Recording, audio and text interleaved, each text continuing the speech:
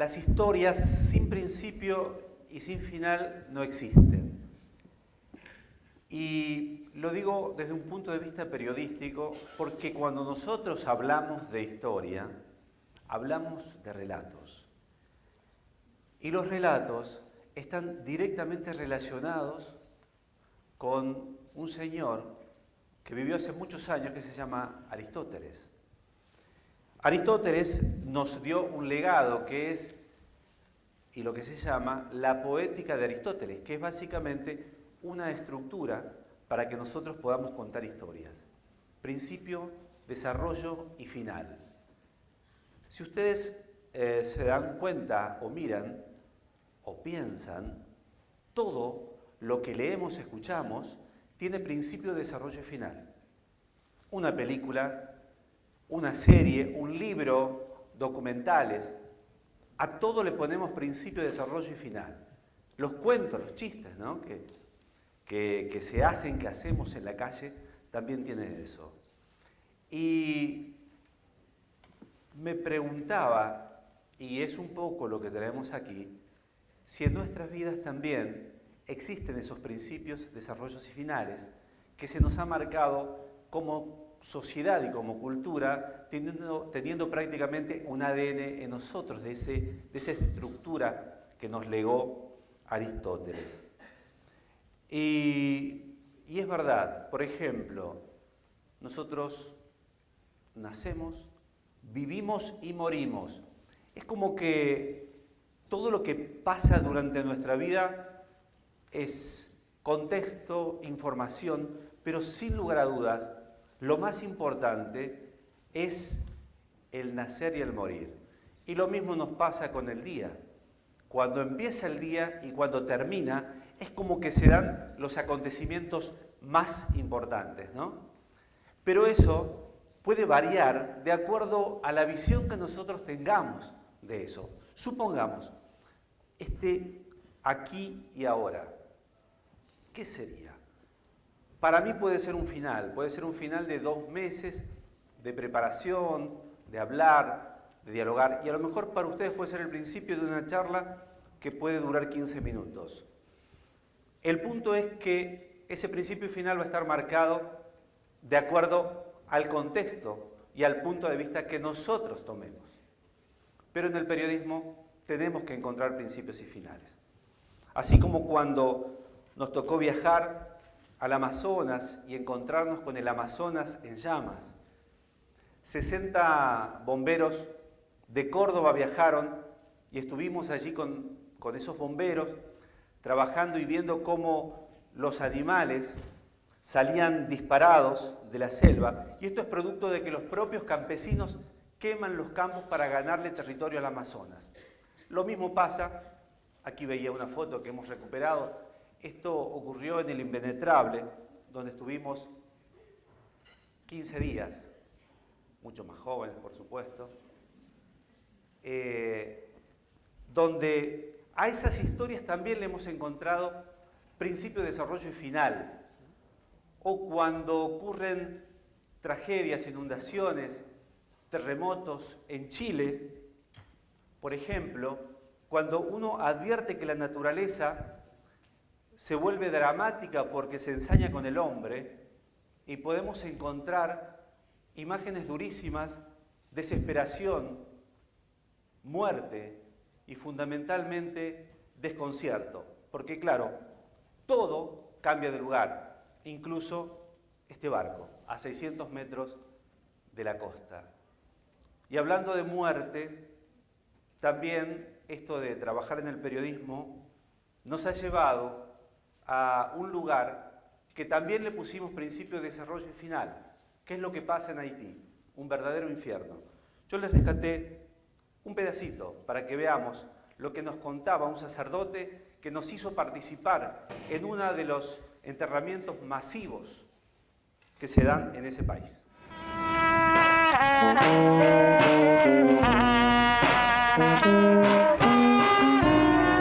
Cuando vieron tantos cadáveres, comenzaron a llorar y me sorprendió porque son jornalistas de las guerras y han visto estas cosas.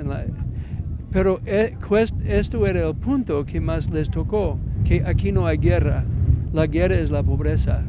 La pobreza es la guerra que produce tanta muerte. Y eso es lo que decía el padre Rick, se refería a unos periodistas que habían estado antes que nosotros, corresponsales de guerra de Europa, y que al ver eso se habían largado a llorar. La verdad que impacta.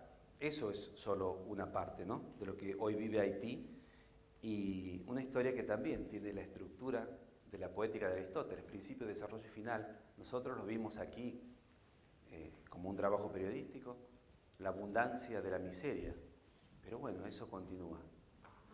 Los mineros de Atacama, en esta mina, 33 mineros quedaron atrapados por la tierra, en las entrañas de la tierra, y el mundo esperaba que ellos salgan. Nosotros, los medios de comunicación, esperábamos que en forma definitiva puedan salir. Los gobernantes, la gente y ellos que querían salir otra vez a la tierra, al menos uno. ¿Recuerdan que ahí se había conocido la historia de que uno tenía 2 mujeres? Ese quería quedarse adentro, pero salió. Bueno, no sé en qué estará ahora. La cuestión que este acontecimiento que también contenía un final feliz. Íbamos a Chile a vivir 9 días en el desierto de Atacama para encontrarnos con un final feliz. Estos son los procesos que nos tocan cubrir, que nos tocan contar y que lo hacemos gracias a don Aristóteles. Hace 2 años comenzamos a trabajar con algo que se llama Historias de Hoy. Historias de Hoy es un micro que hacemos en nuestro noticiero que es de por sí una contradicción, ¿no? Historias de hoy, si es historia o es de hoy. Ya lo discutimos con mi jefe, no quiero discutirlo aquí con ustedes. Pero bueno, a mí en realidad me gusta el nombre y tratamos de bucear algunas historias, como la de Abigail.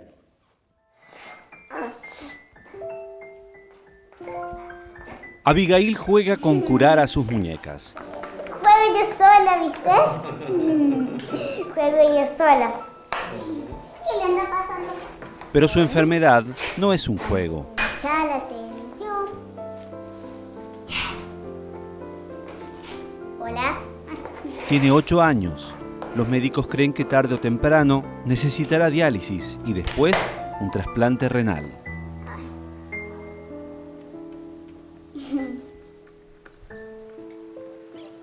Sin embargo, el problema está en el contexto donde vive.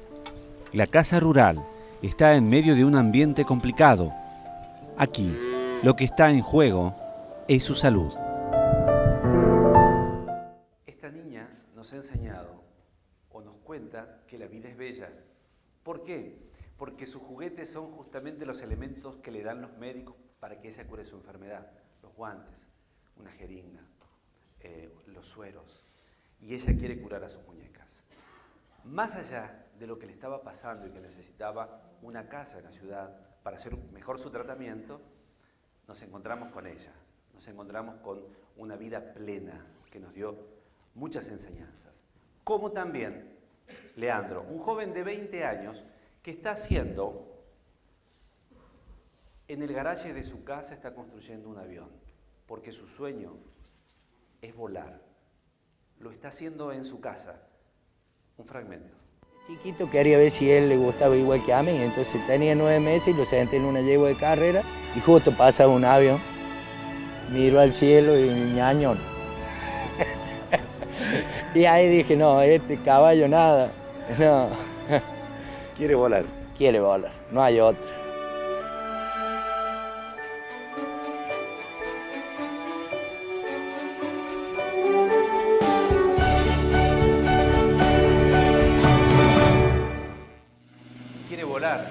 ¿Qué va a hacer? Es el sueño de él. Son las obsesiones que nos ponemos y son las historias que están y la que para nosotros como periodistas o contadores de historias, tuvieron un final.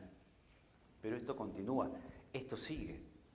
Y se me ocurre contarles lo que pasó, lo que nos pasó con El secreto de los cóndores. Un documental que nos llevó a hacer 2 años. ¿Por qué? Porque la idea era grabar a un nacimiento de un cóndor en estado salvaje, en medio de la montaña, algo que nunca se había hecho en ninguna parte del mundo. Nosotros habíamos encontrado el huevo, estaba en una montaña, nosotros en la otra, conseguimos los teleobjetivos y así empezamos en forma obsesiva a tratar de registrar el momento que iban a nacer. Como no había registros, ni siquiera en los libros, de cómo se daba, cuánto tiempo llevaba la incubación, lo seguimos todos los días. Obviamente había que convencer a nuestros jefes, a nuestros compañeros, a nuestras esposas, a mi esposa, digamos, de aquí, una sola.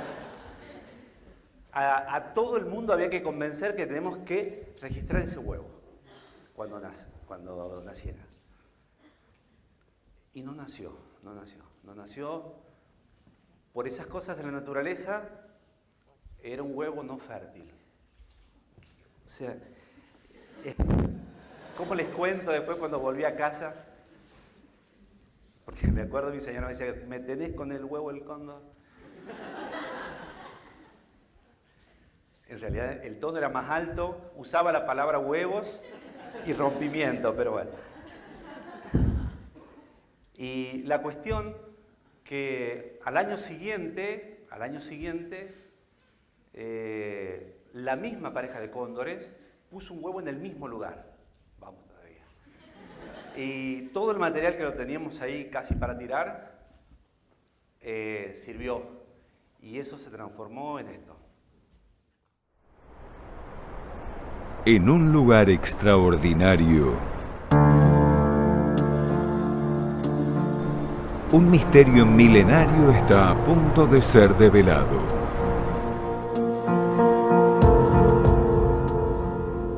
Algo nunca antes filmado. Informe Telenoche presenta El secreto de los cóndores. Un documental inédito, más de 2 años de realización.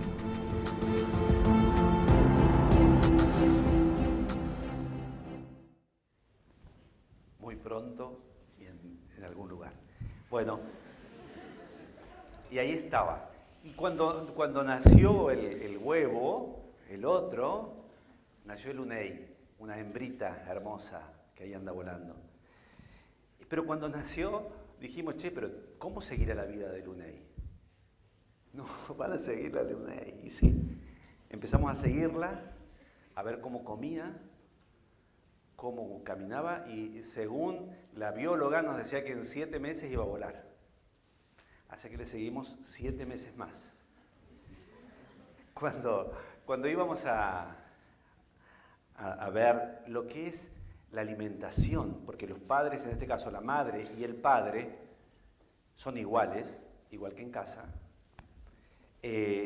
alimentan, cuando uno va a buscar alimento el otro cuida y se hace un relevo espectacular.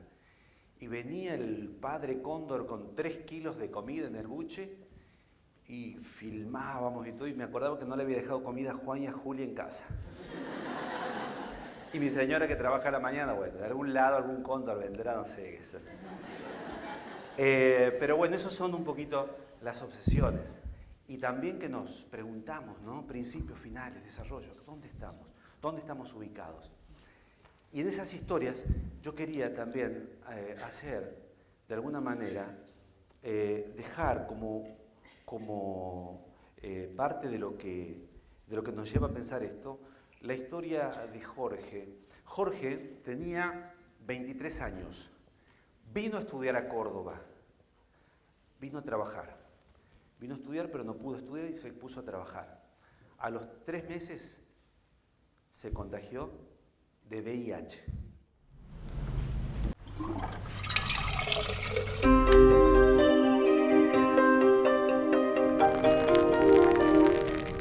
Llegó. abro la puerta y dice mi vieja, ¿cómo que tenés SIDA? El médico se lo dijo a mi vieja.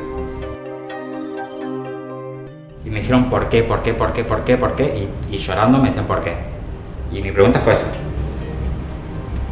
No me pregunten por qué.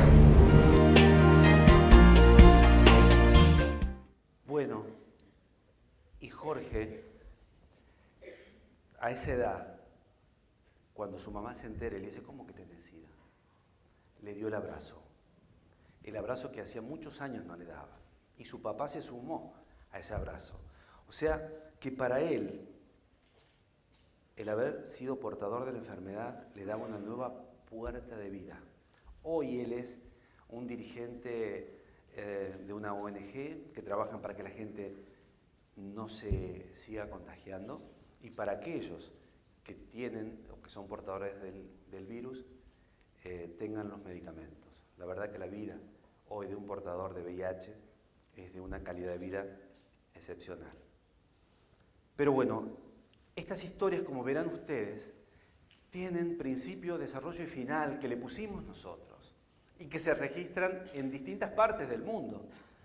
Entonces, si uno se pone a pensar cuántos principios, desarrollos y finales somos parte y protagonistas, y por ahí nosotros dramatizamos la situación como si fuera aquel final, y que nos pasa esto, y que no. Entonces, la propuesta es pensar que en los relatos, como nos dijo Aristóteles, hay principio, desarrollo y final. En nuestra vida se multiplican por decenas, por centenas, por miles, por millones. En este momento, cada uno de nosotros es portador de cientos de principios, de cientos de finales. Está en cada uno la posibilidad de tomar decisión. Si el final no fue feliz, saber que viene un principio inmediatamente. Si el final fue feliz, que vamos a tener la posibilidad de con ese impulso ir para más adelante. Y todos estos entramados de principios y finales nos dan esa posibilidad, que pueden ser de horas, de días, de años o toda una vida. El reloj me indica que este momento es que el final no es el final, es el principio. Muchas gracias.